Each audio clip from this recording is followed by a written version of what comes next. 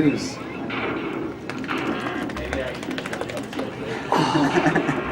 It's so beautiful. What's good, everybody? Corbino here. I'm here with Tony from Classic Classics, and we are going to start doing monthly interviews with local geeks and whatnot. And so we're starting it off with Tony here, and I'm just going to ask him a few questions. First question is, how long have you been collecting?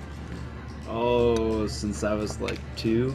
Probably. Two? That's like nice. Young and old enough to collect things. Yeah, probably, I've been at it for a long time. Yeah. Parents always made me get rid of toys to bring in new ones, but yeah, because there's toys I see out there, and I'm like, man, I used to love this toy, so then I gotta buy it again. Right. And so like 30 years, I guess, because I'm 32, so 30 years. All right, nice, nice. And I have a little bit of everything. It's not just toys, but toys has been my like biggest passion. So. That's nice. The next one is, what's your favorite like franchise? Like Ninja Turtles, Ghostbusters, what? Yeah, I really like Ghostbusters. And I have to be like Ghostbusters, Beetlejuice, G.I. Joe. All right. Godzilla is like somewhere up there. He's probably, that's top 5. That's a Hannah, one of our members on the Geek Squad. Also, just noticed the X-Men sign. Love that. Yeah. Also, Hannah loves Godzilla, like obsessed with him. But why Ghostbusters? What brought you to that? I don't know. I just really like the cartoon. I'm a big cartoon person, and that's one of the best '80s cartoons they did. And I have a lot of memories of watching it. They had really cool toys. I like the paranormal aspect of all of it. So, and the characters are great. So I have a tattoo of Stay Puft on my arm, like a dedicated fan kind of deal. I have Beetlejuice on the other side too. Oh, so all right. Then you really do like them. Yeah. All right. My cousin Tracy said that when she was a kid, she went to go see Ghostbusters in theaters. And the library, like the library scene with the library ghost, scared her so bad she ran out of the theaters and didn't see it for 20 more years. Oh no! And I was like, oh, thanks. All right. That's intense.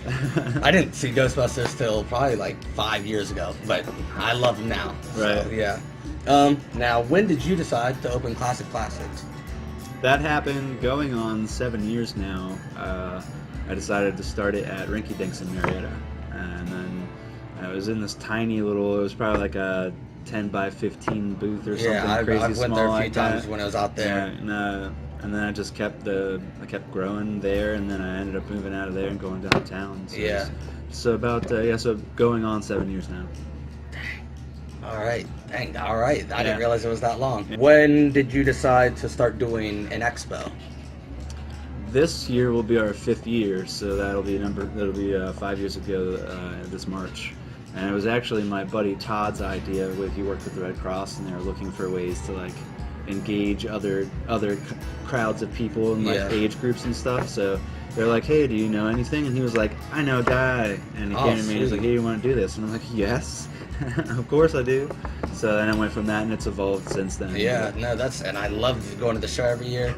And last year, my brother and I, when I told my brother that Rocky the Red Ranger was going to be there, we lost our minds. Because, I mean, Power Rangers that's one of our shared loves. Right. And we're like, oh my gosh. Like, as kids, he was always the Red Ranger, I was always the blue. And I was like, no matter, as kids, it was just whatever the color was. So I was Rocky at one point, and so was he. And it was like, oh my god, we got to meet Rocky. That's cool. Like, and afterwards, we were legit like freaking out like little fangirls. Like, oh my god, we got to meet a Power Ranger. Awesome. What? Yeah. We're thinking about. I do want to bring in Billy. I want to bring in the Blue Ranger. That is my favorite Power Ranger of all. Because like Jason David Frank, like I think he's kind of out of my range for the next foreseeable future. But I think Billy is on a lower pay grade there, so that would be amazing, because that is. And I've heard he's really nice too, so I would love that if he was nice, because that's Billy's my boy.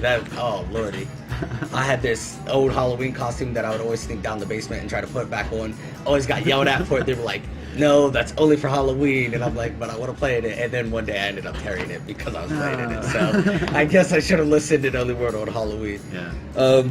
And now, recently you opened up a store in Canton, right? Yeah, what made you decide to do that one? I grew up in that area. I have a lot of family there. My older brother that was working here, he was driving the 2-hour commute every weekend, working for me 3 days a week. Lord. He ended up, his wife got pregnant with twins, so then he was like, hey, I kind of need, I'm looking for another job, can't find one. I was like, well, I've been wanting to do this anyway, so let's just open up a shop in our hometown kind of deal. And yeah. So he runs that for me, and So it's another way of getting awesome stuff. So then I'm gonna go up on Tuesday, and we're gonna exchange inventory. So Okay, sweet. I'll have new stuff, and everybody can enjoy that. Yeah, dang. All right, yeah, that's because when you said you're opening one, I was like, oh, sweet, how's that going to work? But then you were saying something about it being your brother. I didn't know you had someone coming for 2 hours to come down. Yeah, he did that for close to a year because he was having troubles finding jobs. Yeah. And I offered him that he's a techie guy, so he does my website and he does Yeah. all that online stuff. Yeah, it worked out pretty well, and the second location's been pretty awesome. So, like I said, it's a good way to get inventory. He's gotten stuff that I haven't even come across in the 7 years I've been doing this. Dang. So, dang you, Joe. That's awesome. So is the new store going well then? Yeah, doing well. That's awesome. It's right down the street from Toys R Us, like it is here. It's right down the street we're in the mall here, but it's right down the street from the mall. Yeah. It's in a really good location, so. That's awesome. And Canton's huge. Yeah, that's another member of ours, Gary. He has family in Canton, and he goes up there all the time. Yeah. And so I was like, sometime I'm going to go with you so I can go check out the new store. Yeah, it's within 10 minutes of the Football Hall of Fame, so to get both of them in one thing. I don't know if I'm not into sports. Not in I the grew up sports there. Gary I lived is, there for 20 years, and I never once went in.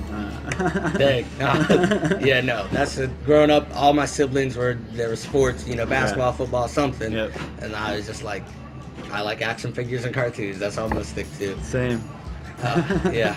I mean, it's a good thing to stick to. It's fantastic. Nothing wrong with it. So what made you think of the name Classic Plastics? Just because, they're classic and they're plastic? It was just. Did you go through a lot? Or I had a huge list, and I got people's opinions. And at the time when I actually first started this in rings, I started with a friend of mine, and we were a 50-50 partner. He ended up having a kid, and he went another way, and I bought him out after it wasn't even a few months, probably. Yeah.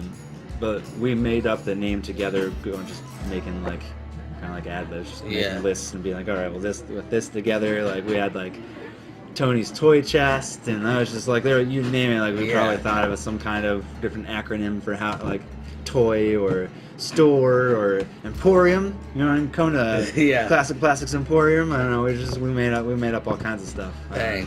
Yeah, we stuck on Classic Plastics because the stuff that's in here is classic to me. I'm a kid of the 80s, and a lot of stuff is from the 80s and 90s, so it's classic to me. I have older people come in, they're like, do you have any like slinkies and yo-yos? Because I saw your name is Classic Plastics. You don't have any classic toys.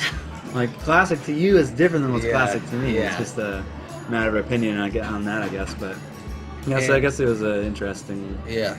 I believe Mackenzie, is that his last name? Ren McKenzie, yeah. He did your logo with the... He did, yeah. I came to him and was like, hey, you want to do that? And he was like, of course. So he was like, what do you want me to do? And I was like, I want a kid with over-exaggerated smiling features. And he does look a lot like the Mad Magazine kid. That's not intentional. He was just kind of... Yeah. It's just kind of like what it came out to look like.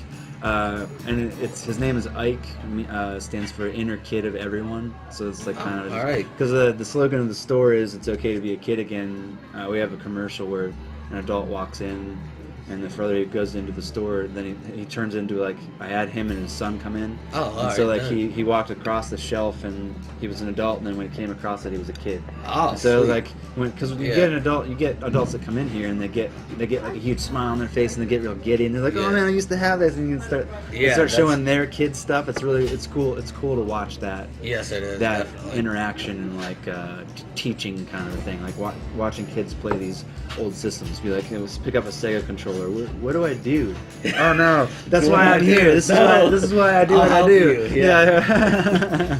This is Sonic the Hedgehog. It's one of the best games ever made. And I'll tell you, the logo's dope because my girlfriend's little brother, he's I think just turned 5, was talking to me about comic book stores. He's like, let's go to a comic book store in Parkersburg, and I was like, there isn't one in Parkersburg. I was like, there's one in Marietta, and then you got one down in Vienna. Yeah. And he was like, no, I went to one, it's in Parkersburg. I was like, no, I promise you, there's not a comic book store in Parkersburg. I feel like I would have known about that.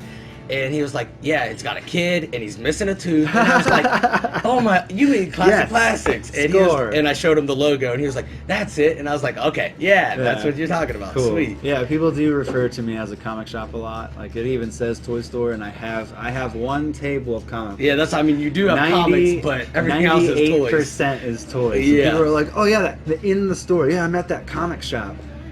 All right, that's close enough. All right, that's cool. That's my same I was so genre. confused. I was like, maybe we got another comic shop. Awesome. But then We he do have explained like it, and I 5 or was 6 in the area, and they're all over. like, yeah, the place.